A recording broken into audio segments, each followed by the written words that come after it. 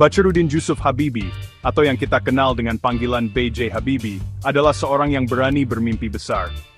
Lahir di Parepare, Indonesia, tahun 1936, hidup Pak Habibie diwarnai dengan keyakinan yang kuat pada kekuatan ilmu pengetahuan dan teknologi. Sejak kecil, Pak Habibie menunjukkan kecerdasan yang luar biasa, terutama di bidang matematika dan sains. Rasa ingin tahunya tentang cara kerja berbagai hal, ditambah dengan kecintaannya pada dunia penerbangan, membentuk jalan hidupnya.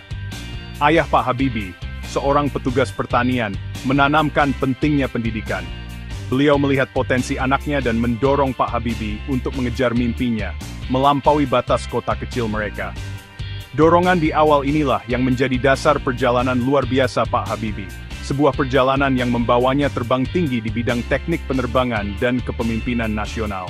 Beliau menjadi simbol kebanggaan Indonesia, bukti nyata kekuatan pendidikan, dan pendorong kemajuan teknologi bangsa.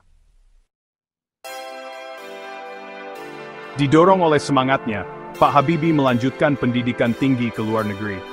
Beliau pergi ke Jerman, mendaftar di Rheinisch-Westfälische Technische Hochschule Aachen, yang bergengsi untuk belajar teknik penerbangan. Di sana, bakatnya benar-benar berkembang. Beliau unggul dalam studinya, menguasai teori-teori rumit, dan menunjukkan pemahaman alami tentang desain pesawat. Dedikasi Pak Habibie tidak luput dari perhatian. Beliau lulus dengan pujian dan memulai karir yang sukses di Messerschmitt Bölkow Blohm, MBB, sebuah perusahaan penerbangan terkemuka di Jerman. Kerjanya di MBB mengukuhkan reputasinya sebagai insinyur yang brilian. Beliau memberikan kontribusi penting dalam pengembangan beberapa pesawat, mendapatkan pengakuan atas desain inovatif dan kemampuan teknisnya. Waktu Pak Habibie di Jerman bukan hanya tentang kesuksesan profesional, ini tentang mengumpulkan ilmu dan keahlian yang ingin beliau bagikan dengan tanah airnya. Beliau memegang teguh mimpi untuk membawa Indonesia ke era modern melalui kemajuan teknologi, dan pengalamannya di MBB memberinya bekal untuk mewujudkan mimpi itu. Pada tahun 1998, Indonesia berada di persimpangan jalan. Krisis keuangan Asia melanda negara, dan pemerintahan Presiden Soeharto yang telah lama berkuasa berakhir. Di masa sulit inilah, Pak Habibie yang saat itu menjabat sebagai wakil presiden, didorong untuk memimpin bangsa melalui masa transisi yang pelik. Masa kepresidenan Pak Habibie, meskipun singkat, ditandai dengan reformasi yang signifikan. Beliau mengantarkan era keterbukaan dan demokrasi, membongkar struktur politik masa lalu yang membatasi. Kebebasan pers dipulihkan, dan tahanan politik dibebaskan.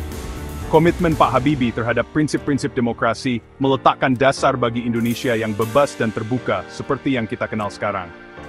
Di luar reformasi politik, Pak Habibie tetap berpegang teguh pada visinya tentang Indonesia yang maju secara teknologi. Beliau terus memperjuangkan inisiatif yang bertujuan untuk meningkatkan kemampuan teknologi bangsa, menyadari bahwa kemajuan sejati terletak pada pemberdayaan rakyat Indonesia melalui pengetahuan dan inovasi. Kisah B.J. Habibie adalah kisah tentang dedikasi yang tak tergoyahkan untuk bangsanya, dan keyakinan yang teguh pada kekuatan pendidikan dan teknologi. Beliau berani bermimpi besar dan, melalui tekad dan kecerdasan intelektualnya, mengubah mimpi-mimpi itu menjadi kenyataan.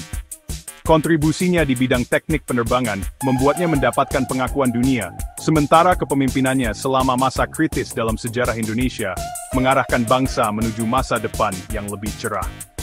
Warisan Pak Habibie jauh melampaui pencapaiannya di bidang teknik penerbangan atau reformasi politiknya. Beliau akan dikenang sebagai pemimpin visioner yang berani menantang status quo, seorang insinyur brilian yang mendorong batas-batas kemungkinan, dan seorang patriot sejati yang mendedikasikan hidupnya untuk kemajuan bangsanya. Keyakinannya yang tak tergoyahkan pada potensi Indonesia dan rakyatnya, terus menginspirasi generasi muda Indonesia untuk meraih bintang.